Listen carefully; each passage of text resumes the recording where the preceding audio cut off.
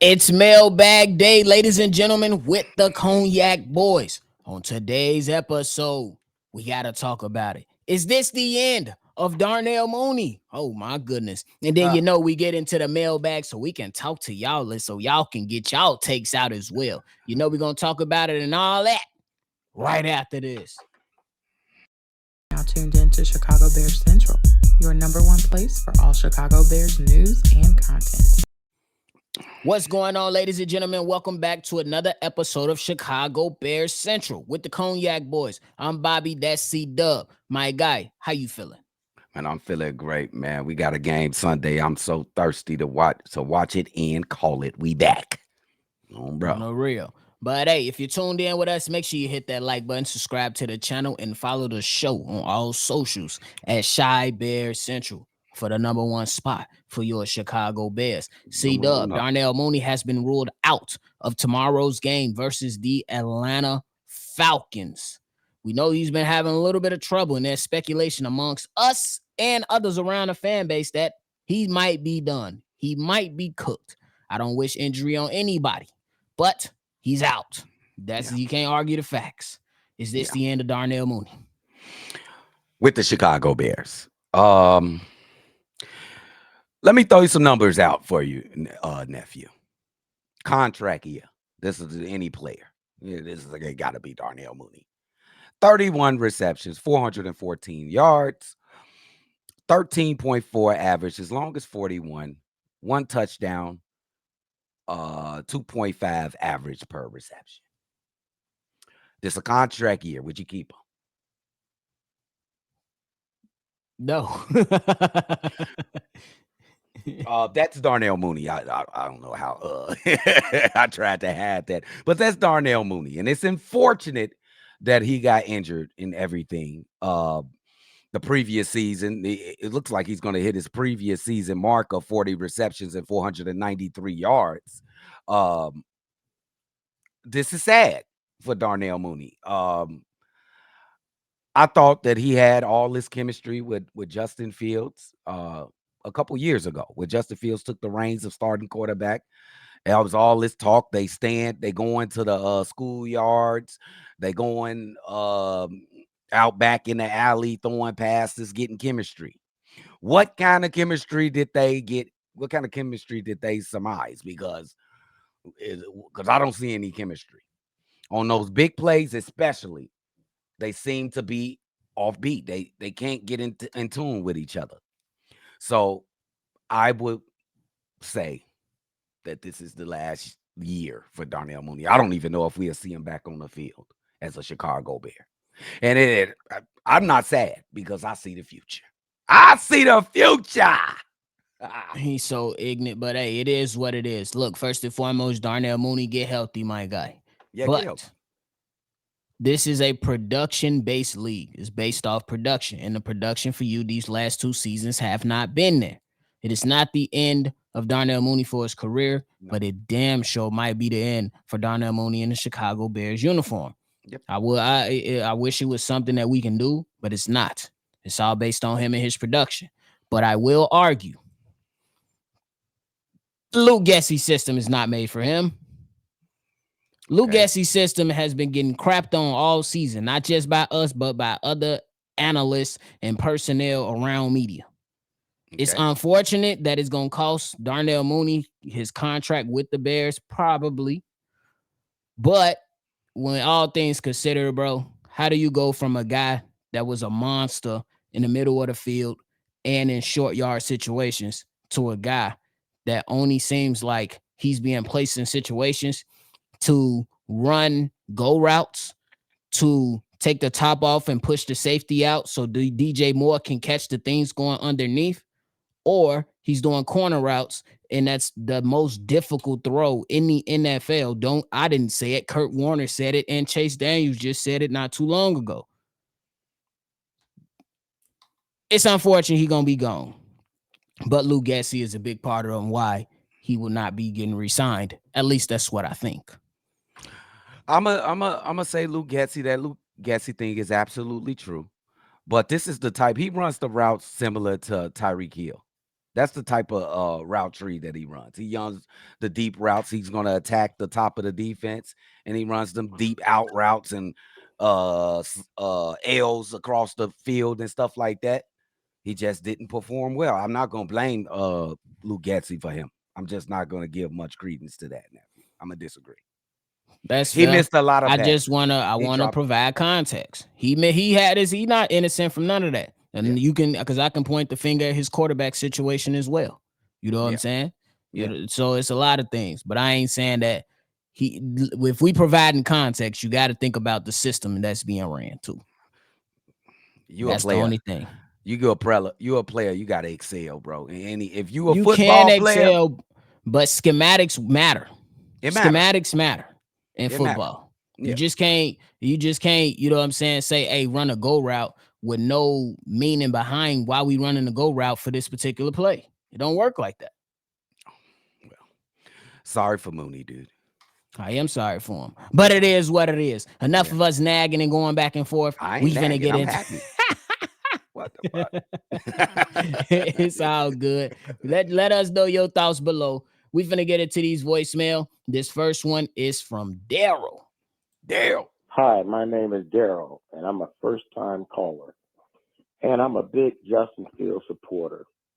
You know, I don't understand how the offensive coordinator cannot have a go-to play for first downs when it's 4th and 1, 3rd and 1. It seems like we get stopped all the time. And how can you trust the offensive coordinator who, during the first 4 games of the year, sit the best running back on the team, Deontay Foreman? And my support goes to Justin Fields for the lack of playmakers. You can see that we haven't had playmakers other than Justin Fields.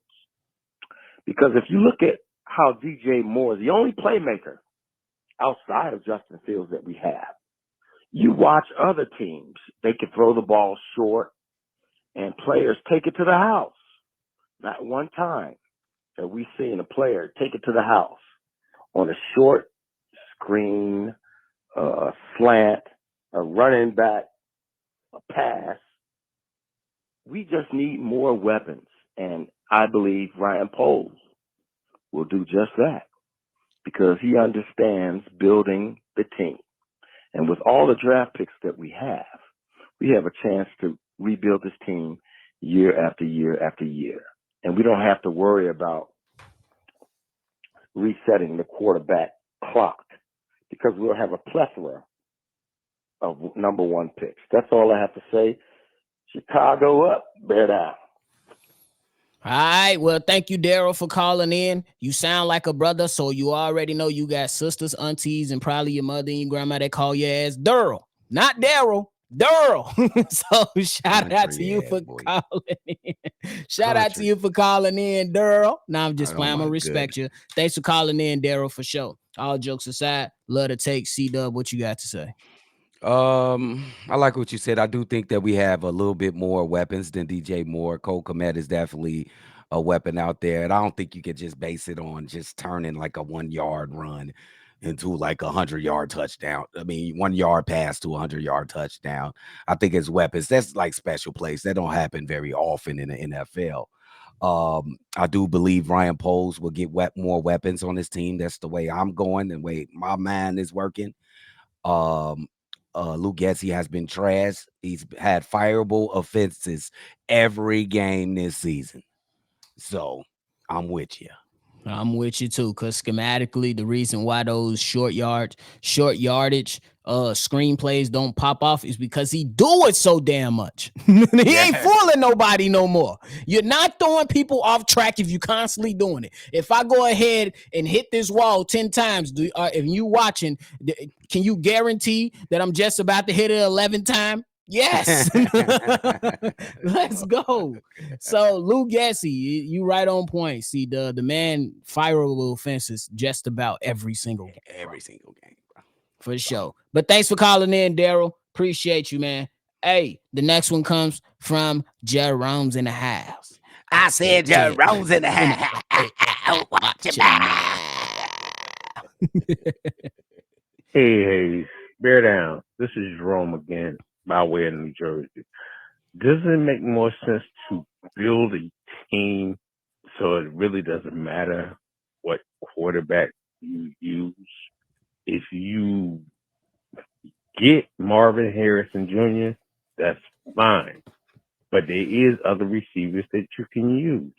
But you still need to build and fill the holes that we're missing. And this way, no matter who we bring in, if it's not Justin Fields, hopefully it will be, we can compete with any team. But we still have things we need to do for the team. One person won't change the team, in my eyes. But I'm just saying. So I think we should definitely stick with Fields and give him something to work with besides DJ Moore and Cole Kmet. Peace. All right. Shout out to Jerome for the voicemail. I'm with you. At least right now, I don't think you have to search for a guy to be that absolute guy or a Hall of Fame type guy or generational talent right now if the structure of the houses haven't even dried up yet. The concrete hasn't dried up yet with the construction of this team, in my personal opinion. I look at Ryan Poles and where he comes from. He comes from Kansas City, who built that team up and then plopped in a generational talent. Because if you just have the generational talent without the infrastructure, you get Justin Herbert with the LA Chargers. A great damn quarterback without much success because the coaching's been bad and the roster is a bit questionable in some areas. Okay. That's all I gotta say. And Jerome, thank you for the mailbag. I want to say that there's not like numerous holes on this team. I think there's a lot of building structure there for the Bears. I think you need a couple moves. I don't want to pass on Marvin Harrison Jr. I think you can get other players. You get Marvin. We got other picks, right? You just ain't gonna get one player. There's other good players in the draft after that first pick you make. You can't miss out. We need a generational. When is the last time the Bears had a Walter Payton? The best running back in the league. You can say that Matt Forte was the best running back in the league, but he wasn't. He was just very good. I want a possible generational talent on this team. And I don't care how selfish that sounds. It is what it is. But hey, appreciate you, Jerome. Now we move on to my guy, Fred. Here it Big is. Fred. Cognac boys, what up, man? What it do? This be your boy Fred, man. Box C-Dubb, man. I was gonna tell you guys, man, I love what y'all doing. I love y'all show, man. And keep doing what y'all doing, man. Hey, y'all enjoy y'all holiday and everything, man. You know, nothing but abundance and prosperity to you guys. Now, I got that out the way. Let's talk about this fat-faced fucker, Luke Getz. If Luke Getz do not get this team in the right position come Sunday, his ass definitely got to go. And Eberflus, you dumb motherfucker, stop dropping our deep tackles off. They not that fast to cover anybody. And that's why a lot of teams take advantage of that shit. Eberflus ass got to go, too. I don't give a damn if the Bears, if the Bears do make the playoffs with him, he still got to go. Because doing stupid shit like that is going to cost us the fucking game. It cost us the game against Cleveland. Now, all this bullshit that these bitch ass media motherfuckers keep talking about, that these quarterbacks is better than Fields, man, they can goddamn it suck one.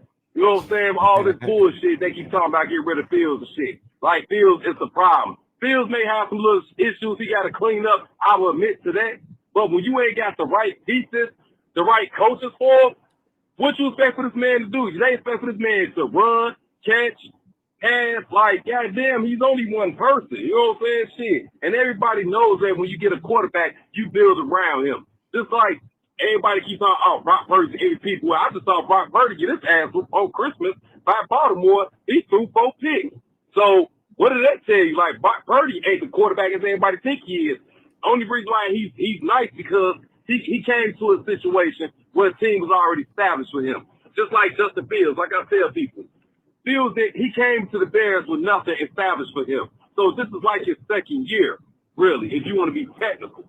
If Fields would have came to the Bears with a line established already, weapons and the defense, we'll be talking about a different story about Fields, though, man. Because all these hating-ass motherfuckers keep hating on this man, they need to stop it. You know what I'm saying? Because they not looking at like, well, okay, Fields never had a line. He never had a top receiver until we got DJ Moore.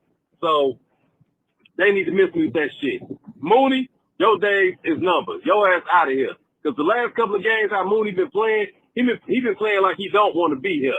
And I'm okay with that with a guy don't want to be here. Because we can just get rid of his ass, and hopefully we get Marvin Harris. If not, we get that boy from Florida State. You know what I'm saying? Because we don't need nobody that don't want to be here and knows that don't want to win. So let me know what you guys think, man. Enjoy your New Year's, man. Let's get this win against these dirty birds. Chicago up, better down to nothing. Shout out to Fred. Excellent take as always. C-Dubb, take it away. Hey, shout out to Fred. Happy holidays to you and your family as well, bro.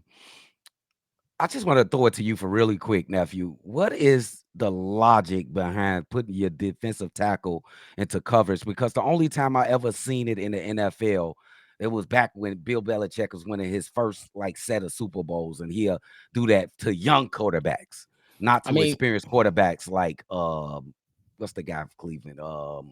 Quarterback we just played. Flacco? Joe Flacco. He's a very experienced quarterback. But so the defensive tackle drop back or the defensive lineman drop back, from my knowledge, typically is done in a 3-4 defense because that's where it's most effective. But you got your 3 defensive linemen on the line and you have 4 linebackers, but typically 2 of them rush the passer, and they have the speed to catch up kind of to most tight ends depending on who that tight end is. But the question is, why would you put a 300-pound D tackle out there? Yeah. I just don't get his logic on that one. It's just crazy. Matt Eberflus, just stop. Cut that play out of your playbook. It killed him twice. Killed back-to-back weeks. That's them quarterbacks that killed you like that. They too intelligent for that. I think they seen a lot of defenses, and they was gonna tear that apart from the jump. Now, when it comes to Justin Fields, people gonna believe what they gonna believe, bro. It is what it is. Some want him gone, most of us want him here. So we just gonna wait till what happens with Ryan Poles. They want to start some type of civil war or everybody go against each other. I ain't finna get into it over this. It's just football. We'll see when Ryan Poles make his decision. And last point on Justin Fields, you are right. He had nothing established. The offensive line was atrocious. Maybe you can make a discussion and say the defense was all right, but everybody was breaking down. There was his best receiver at that time was Allen Robinson. And at that time, the fucker wouldn't block to save his life when he seen Justin Fields scrambling out of the pocket. And Darnell Mooney, look, I just made the case earlier for you, at least to give you some context. But I can point out on what was that game? Against who he play? Damn.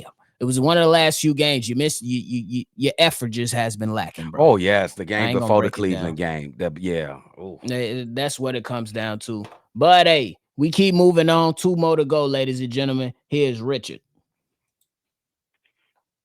Hello, this is Richard. I want to say hi to Hayes and Bobby and C-Dubb and Steve-O. Everybody's been talking about Caleb Williams, though. We need Caleb Williams.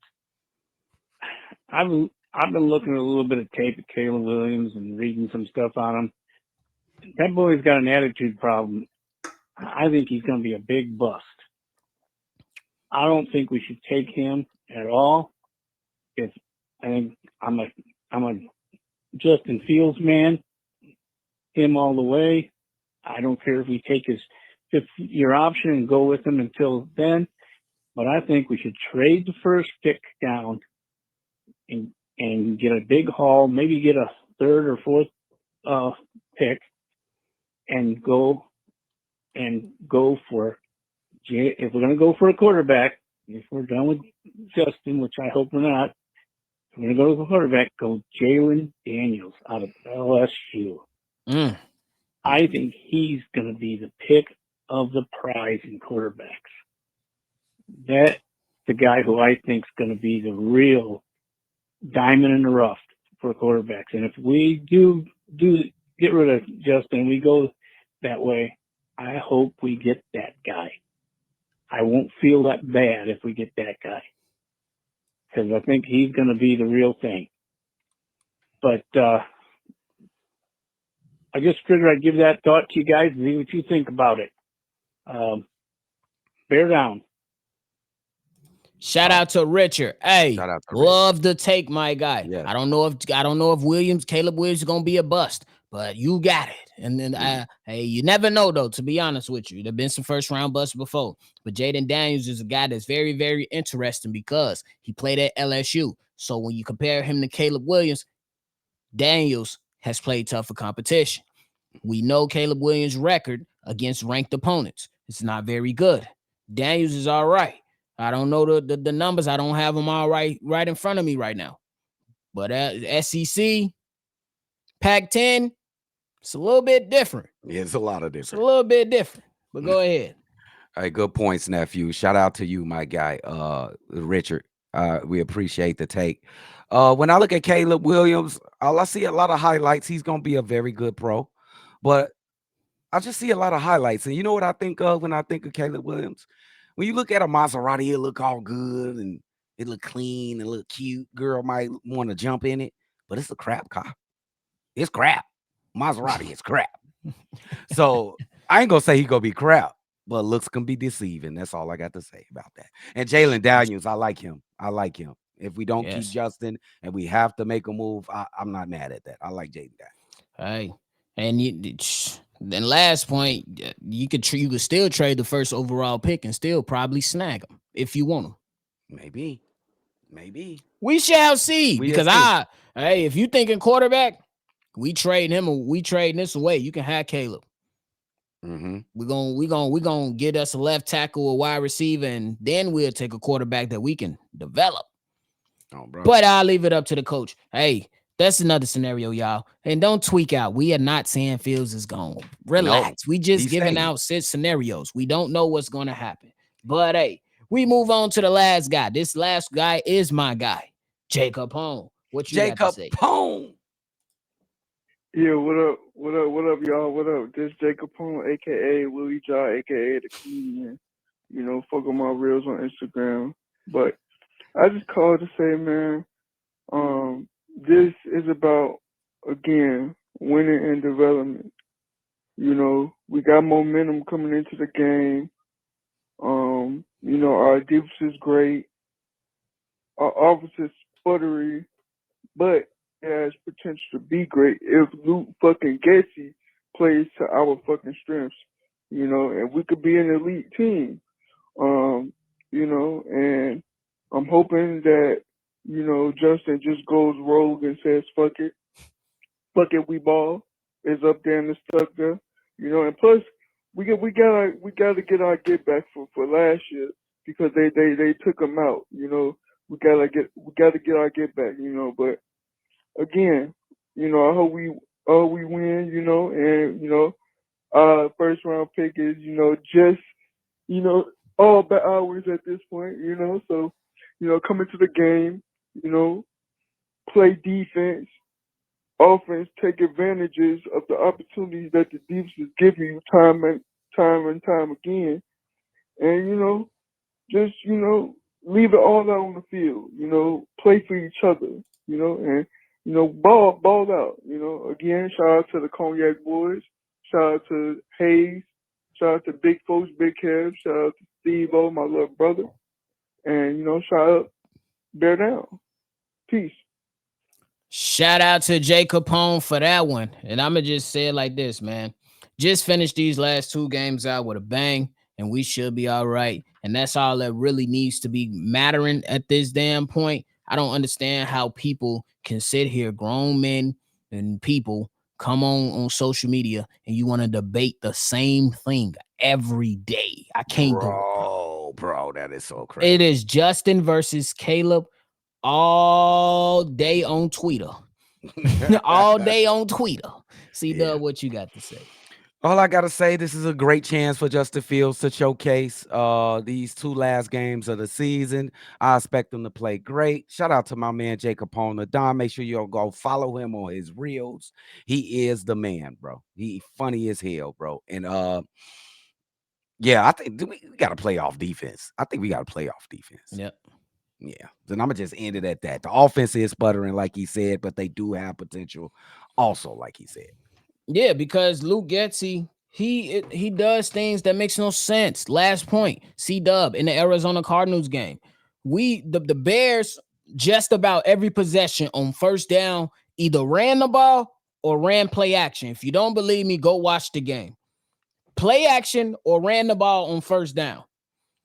He has an opportunity to go down the field with 2 minutes and 27 seconds left. Guess what the first play is on that possession? What is it? It's a pass play. Guess how long the entire possession took off the clock? About a couple seconds. 27 seconds.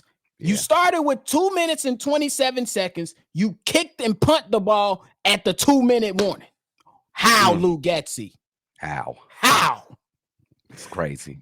I can go on and on about this guy. I can go on and on about this guy. It's Lukey Dookie. Anything left, bro? Oh, no, man. I can't wait to see y'all on Sunday, man. It's busting. Make sure y'all hit the pregame up first and hit us up on the live call, man. Y'all already know. You can go ahead and make sure you follow the channel on all social media platforms at Shy Bears Central. You can go ahead if you want to leave any feedback, question, comments, concerns. You can call in and be a part of an episode like this. That's 773-242-9336. This is another episode of Chicago Bears Central, your number one spot. And as we always say and end it, Chicago up and bear down. See y'all on the next one for sure.